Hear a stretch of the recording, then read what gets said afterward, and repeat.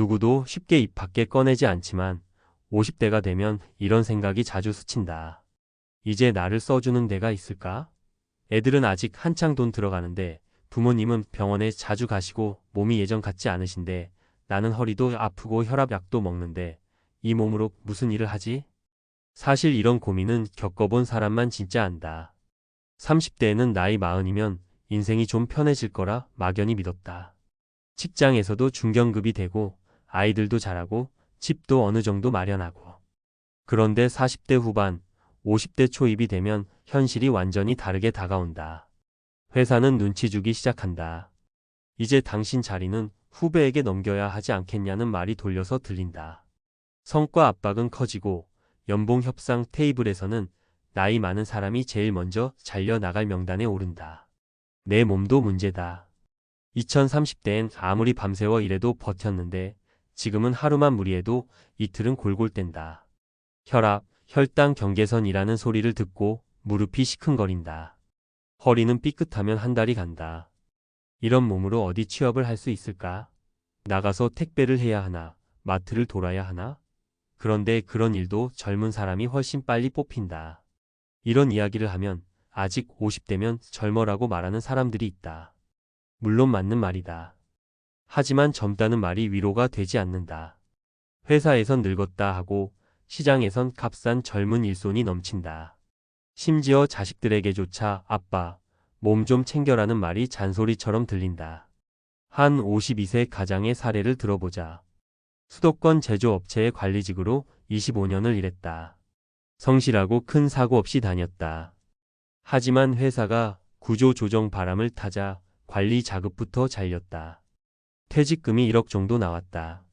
처음엔 이걸로 한 2년 숨 고르고 재취업 준비하자고 생각했다. 하지만 막상 나와보니 자리가 없다. 면접을 30군데 넘게 봤는데 경험은 훌륭한데 나이가 좀 우리 조직 컬러가 젊어서 같은 말만 들었다. 남은 돈은 생활비, 자녀 학원비, 부모 병원비로 순식간에 줄어들었다. 결국 편의점 심야 알바를 시작했는데 몸이 버티지 못했다. 손목이 시리고 다리가 저려서 몇 달 만에 그만두었다. 지금은 새벽에 청소 용역을 뛴다. 몸도 마음도 너무 힘든데 이 나이에 딱히 다른 수가 없다고 털어놓는다. 또 다른 49세 여성의 사례도 있다. 대기업 협력사에서 사무직으로 20년을 근무하다 회사가 문을 닫았다. 남편은 53세 자영업자인데 장사가 시원치 않다. 아이는 중학생, 부모님은 요양이 필요하다. 이분은 처음엔 재취업을 위해 자격증 학원에 등록했다. 하지만 낮에는 구직활동, 밤에는 아이 공부 봐주고 부모님 간병까지 하면서 학원 수업도 빠지기 일쑤였다. 결국 시험은 포기. 지금은 주말마다 대형마트 시식코너 알바를 하고 있다. 하루 종일 서 있느라 허리가 너무 아파 진통제를 달고 산다. 이게 내 50대일 줄 몰랐다며 눈시울을 붉혔다. 마지막으로 55세 남성의 이야기. IT 회사 부장까지 했다. 하지만 코로나 직후 회사가 합병되면서 권고사직을 받았다. 연봉이 높다 보니 다른 회사에서 부담스러워한다는 말을 수도 없이 들었다. 아내는 대형마트 계산대에서 일하고 본인은 택배 분류센터에서 야간 작업한다. 아이 둘 대학 보내야 하고 부모님도 요양원 모시느라 매달 500은 나가는데 내 몸이 오래 버틸지 모르겠다고 했다. 허리 디스크가 심해서 병원에서 쉬라고 하는데 현실이 허락하지 않는다. 이 세 사례는 극단적인 예가 아니다. 4050대라면 누구나 공감할 만한 이야기다. 부모님이 점점 약해지고 자식은 이제 막 돈이 본격적으로 들어가는데 내가 제일 먼저 무너진다. 심지어 내 몸이 예전 같지 않아 다른 선택지도 좁다. 그렇다면 어떻게 해야 할까? 전문가들은 이렇게 말한다. 우선 현실을 냉정하게 인정해야 한다. 퇴직하면 예전 월급을 주는 일자리는 거의 없다는 사실을 받아들여야 한다. 난 관리직 경험이 있는데 왜? 라고 자존심을 부리면 늪에 빠진다. 경험을 살릴 수 있다면 좋지만 경험조차 필요 없는 단순 놈으로도 마음을 열어야 한다. 두 번째는 지금 당장 시뮬레이션을 돌려보는 것이다. 내가 당장 월 150만 원 벌면 어떤 생활을 할 수 있을까? 부모님 병원비는? 아이 학원비는? 보험료는? 지금부터라도 현실적인 예산표를 만들어서 긴축할 각오를 해야 한다. 세 번째는 체력을 관리해야 한다. 많은 50대가 퇴직 후 가장 먼저 무너지는 게 체력이다. 2030대 때는 안 하던 스트레칭, 걷기, 가벼운 근력 운동을 꾸준히 해야 한다. 허리, 무릎, 손목이 망가지면 돈 버는 수단이 아예 사라진다. 네 번째는 소득 포트폴리오를 다시 짜야 한다. 완전한 재취업이 어려우면 파트타임 프리랜스 소규모 사업 등으로 나눠서라도 소득을 만들어야 한다.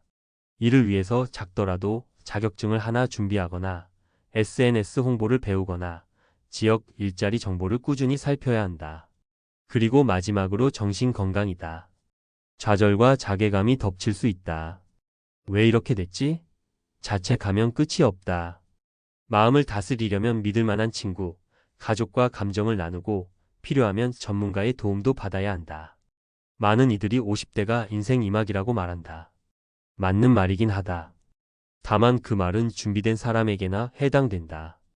회사가 지켜주지 않는 시대에서 부모님과 자식이 동시에 부담되는 세대에서 몸이 예전 같지 않은 나를 받아들이고 전략적으로 다시 설계해야 한다. 퇴직하면 어디로? 라는 질문이 가슴을 찌를 때 그 답을 지금부터라도 준비해야 한다. 몸도 마음도 버틸 수 있는 방향으로. 나이 50에 무너지는 건 너무 억울하지 않은가? 방금까지는 공감을 중심으로 50대 가장의 현실적인 고민을 이야기했죠. 이제 이어서 전문가 시각으로 그래서 어떻게 준비해야 할까?를 훨씬 더 구체적이고 실용적으로 실제 생활에서 바로 써먹을 수 있도록 풀어드릴게요. 먼저 중요한 건 돈 계산부터 다시 해야 한다는 겁니다. 너무 뻔하다고요? 근데 정말 많은 분들이 막연히 줄여야지라고 생각만 하고 실제로 종이에 써보질 않아요. 예를 들어보죠. 한 50대 부부가 있습니다. 남편이 280만 원 월급을 받다 퇴직을 고려 중이에요. 부인도 주말 알바로 60만 원 벌어요. 합산 월 340만 원이던 게 남편이 퇴직하면 60만 원만 남습니다. 여기서 흔한 함정이 이겁니다. 퇴직금이 있으니 당장 한두 달은 써도 되겠지. 그러다 1년이면 퇴직금이 사라집니다. 전문가가 권하는 1단계는 극단적으로 150만 원 생활 예산표를 시뮬레이션 해보라는 거예요. 예를 들어 월 150만 원을 가정하면 주거비, 관리비, 전기, 가스, 통신 30만 원, 식비 40만 원, 부모님 지원 병원비 20만 원, 아이 학원비 대신 교육지원금 10만 원, 교통비유류비 10만 원, 보험료 20만 원, 기타 용돈 및 비상금 20만 원. 이렇게 적어보면 이거 불가능한데? 싶을 거예요. 바로 그게 현실을 깨닫는 출발점입니다. 전문가들은 이 단계에서 가장 먼저 불필요한 지출을 도려내라고 권합니다.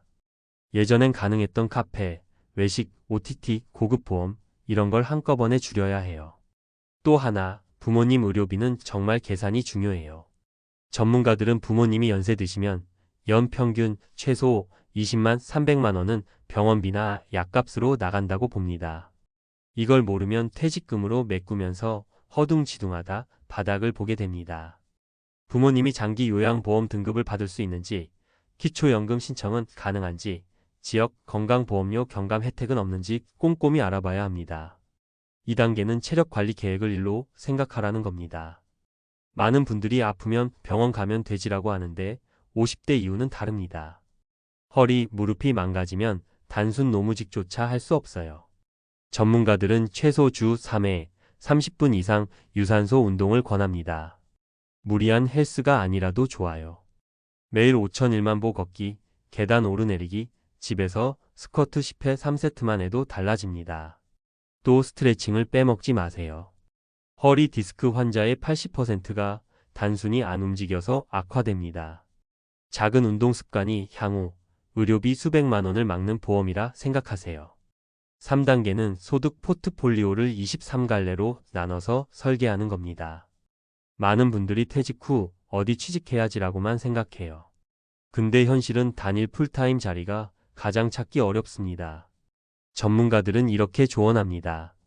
하나의 큰 풀타임 대신 두세 개의 파트타임이나 건별 일감을 섞어라. 적은 돈이라도 고정소득, 변동소득으로 분산하라. 예를 들어 새벽 청소월 60, 주말 마트 알바월 40, 동네 학생 과외나 원데이 클래스월 30 같은 식입니다. 이러면 합쳐서 13만 150 정도가 됩니다. 한 가지 일에서 잘리거나 몸이 힘들어도 나머지 수입이 유지됩니다. 4단계는 자격증과 기술 투자입니다. 50대가 된다고 공부가 끝나는 게 아니에요. 현실적으로 가능한 걸 권합니다. 운전 관련 일종 대형, 화물 운송 자격증, 택배, 학원 차량 등. 요양보호사, 고령사회에서 매우 수요 많음. 바리스타, 제과 제빵 카페 알바보다 기술자 대우받음. 지자체 무료 교육 활용 지자체나 고용센터는 자격증 취득 과정 지원금을 줍니다. 실제 사례가 있어요. 54세 남성이 나이 들어 어디서 쓰냐 좌절하다가 화물 운송 자격증을 따고 냉동차 배송을 시작했습니다. 하루 45시간 일하고 월 200 정도를 벌어요. 물론 쉽진 않지만 예전보다 존중받는다고 합니다. 5단계는 가족 소통 계획 세우기입니다. 많은 50대가 혼자 고민하다가 무너집니다. 전문가들은 가장 큰 리스크는 가족의 기대와 현실의 차이라고 지적해요. 예를 들어 배우자가 아직 학원은 꼭 보내야 해, 아파트 유지해야 해라고 하면 큰 충돌이 납니다. 현실 예산표를 함께 보면서 조정하기. 부모님 병원비 분담 계획 세우기. 자녀와도 대화하기. 아빠가 지금 무리하면 나중에 더 힘들어. 특히 자녀와의 대화는 정말 중요해요. 아이가 어려서 이해를 못할 것 같아도 솔직하게 이야기하면 생각보다 잘 받아들입니다. 마지막으로 꼭 말하고 싶은 건 정보력입니다. 고용센터, 지자체 복지관, 노인회관 이런 곳 무시하지 마세요. 많은 분들이 에이 창피하게 무슨 하고 안 가는데 거기에 일자리 정보, 교육비 지원, 생활비 지원 같은 게 다 있습니다. 예를 들어 서울시는 50 캠퍼스 프로그램에서 무료로 컴퓨터, 창업, 재취업 교육을 해줍니다. 지방도 마찬가지로 지역 맞춤형 지원이 꽤 많아요. 신청만 하면 면접 코칭도 해주고 이력서도 봐줍니다. 결국 50대 퇴직 준비는 이상적이 아니라 현실적이어야 합니다. 당장 줄일 지출 계산하기, 체력 유지하기, 분산 소득 모델 세우기, 가족과 협의하기, 정보 수집하기. 퇴직하면 어디로 가야 할까? 이 질문은 무섭지만 답을 준비하는 순간부터는 조금 덜 무섭습니다. 혼자 고민만 하지 말고 오늘부터 한 줄이라도 적어보세요. 그게 앞으로의 생존 전략의 시작입니다.